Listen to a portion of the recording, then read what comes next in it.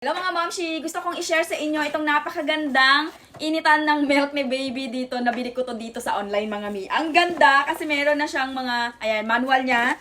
Then ito yung takip niya. Isang set na to mga mi ha. Sobrang easy na lang mga mi mag-reheat ng bottles ni baby gamit itong Derma Multifunction Baby Bottle Warmer. Meron dito mga mi na function which is for milk bottle and then meron naman siyang for food. At saka meron naman yung talagang pinaka-mainit niya na. Ayan. Kaya mga mi, napakaganda nito na meron tayo nito sa bahay para mabilis natin ma-feed si baby. Example mga mi, ito yung iinitin ninyo or i-reheat ninyo na bottle ni baby. So mga mi, kapag meron na dyan water sa loob at ilalagay nyo na lang itong bottle ni baby dyan and then pipindutin nyo tong 4 bottle. Ayan. And then hintayin nyo lang siya na mag-click ulit and then mainit na yan. Okay? So ready to give na kay baby.